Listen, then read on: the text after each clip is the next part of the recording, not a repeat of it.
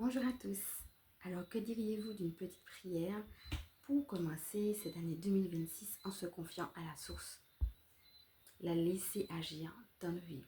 Si cela vous tente, installez-vous confortablement, respirez profondément et on est parti. Comme d'habitude, je vais la lire une première fois et je vais vous inviter, si vous le souhaitez, à reprendre cette prière avec moi dans un deuxième temps.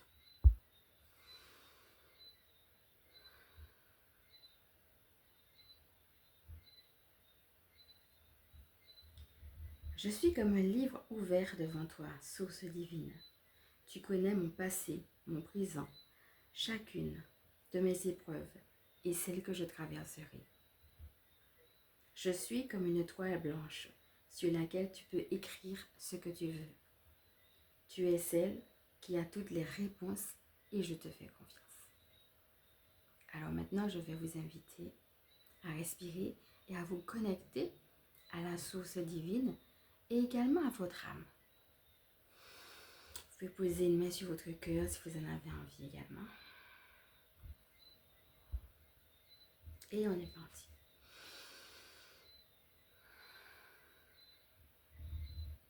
Je suis comme un livre ouvert devant toi.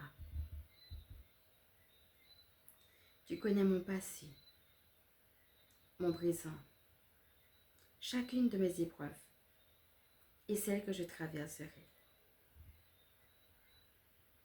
Je suis comme une toile blanche sur laquelle tu peux écrire ce que tu veux. Tu es celle qui a toutes les réponses et je te fais confiance. Respirez.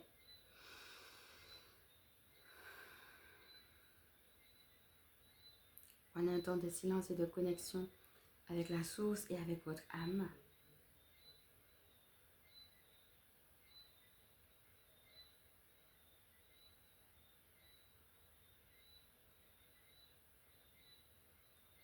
Et maintenant, un temps de gratitude pour la source et pour vous-même.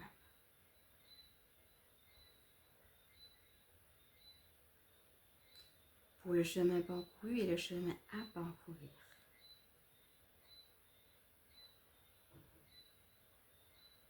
Respirez pour intégrer.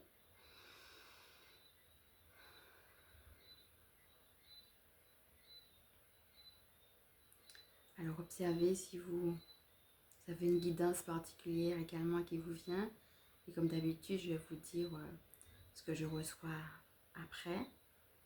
Prenez déjà ce temps avec vous-même. Laissez remonter sans chercher à comprendre ou analyser ce qui remonte à cet instant par rapport au fait de laisser finalement le divin, la source, œuvrer dans nos vies.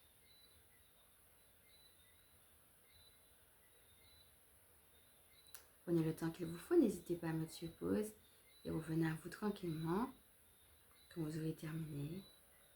Respirez pour intégrer.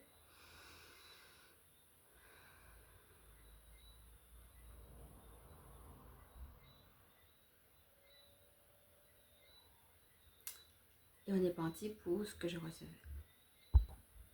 Alors dans un premier temps, ce que je recevais là-haut, c'est de ne pas hésiter à bénir. Voilà. Regardez comment ce mot vient vous rejoindre. Bénir, ça veut dire du bien d'eux. Hein? Vous êtes avec des gens que vous côtoyez, que vous aimez, qui vous font du bien, comme vous faites les bénir. Des situations où vous voyez justement déjà le divin à l'œuvre dans votre vie, comme vous faites bénir cette situation ou ces situations. Voilà. Trouvez des occasions, toute opportunité finalement de bénir.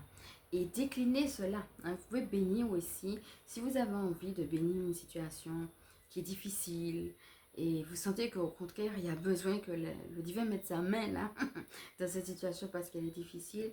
Eh bien, vous pouvez, ça dépend aussi de où est-ce que vous en êtes et de votre interaction avec justement la source. Mais vous pouvez demander aussi à la source de venir intervenir dans la situation, soit sous forme de prière ou alors peut-être, pour certaines personnes ça va parler, peut-être pas pour tout le monde, eh bien de pouvoir aussi bénir même les situations inconfortables. Et c'est une manière de dire, eh bien je crois que je pourrais en tirer quelque chose de bien. Dans cette situation difficile, il y a moyen, quand le divin passe, que quelque chose de positif sorte quand même de cette situation.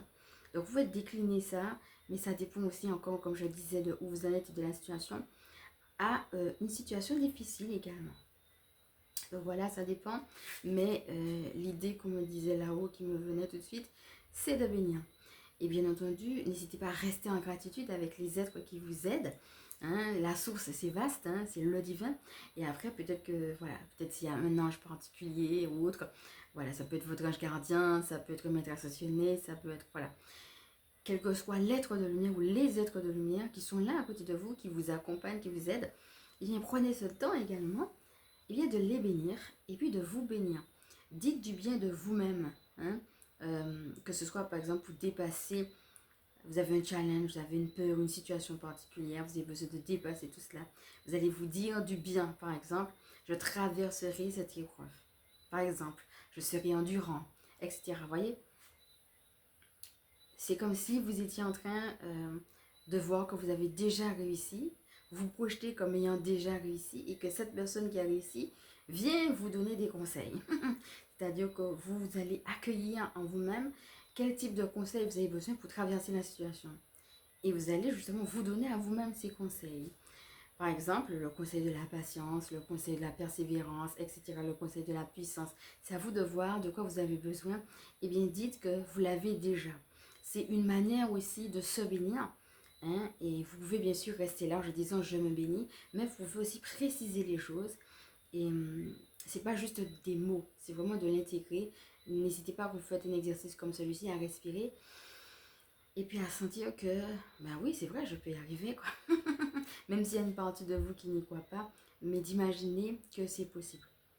Donc voilà, c'est une première chose qui me venait là, autour de la bénédiction. Vous avez vu que c'est large, hein. Bénir, ça peut être, on a vu plusieurs manières de bénir.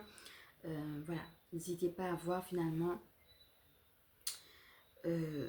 qu'est-ce qui vous appelle le plus. Et puis n'hésitez pas à en jouer. Peut-être que certaines personnes ont envie de bénir ont envie peut-être de rester sur une situation précise. Peut-être vous avez en ce moment une situation, ou bien une personne, un point de vue précis qui vous appelle, peut-être plus que les autres. Et peut-être vous avez envie de prendre le temps, peut-être régulièrement, de bénir là-dessus. Eh bien, allez-y. C'est vraiment en fonction de ce que vous vivez. Mais là-haut, la première chose, comme on disait, c'était le fait de se bénir, le fait de bénir les uns les autres, les situations. La deuxième chose qui me vient, c'est la notion de clarté. Est-ce que vous êtes au clair sur où est-ce que vous en êtes aujourd'hui? Donc, n'hésitez pas aussi à demander, et bien là-haut, moi, ce que j'entends aussi, c'est la puissance. La clarté lorsque vous en avez besoin, mais aussi la puissance de véritablement poser cette attention dès le départ. Ensuite, ce que j'entends, c'est le mot traverser, mais le verbe traverser. Cette notion de traverser, vous voyez, voilà, de savoir que là où je suis, eh bien, il y a un point A, il y a un point B. Et je suis en train d'aller vers ce point B. Je suis en train de traverser. Alors, ça peut être pour encourager, en effet, hein, quand on est déjà sur le bon chemin. Mais ça peut être aussi, vous voyez, ce qui me vient aussi, autre chose, c'est vous aurez des tribulations dans le monde, mais soyez courageux, moi j'ai vaincu le monde. C'est aussi quelque chose qu'on a déjà vu sur cette chaîne, cette notion de courage. Quand j'entends traverser, ce qui me vient, c'est que on ne peut pas empêcher les tribulations d'être là. Et donc la traversée, ça veut être aussi, je manque de courage dès le départ pour arriver à ce point B. Vous voyez, ça va dans le sens de ce que je disais tout à l'heure sur la bénédiction. Donc voilà l'idée de bénir, de traverser, de se voir comme ayant déjà parcouru.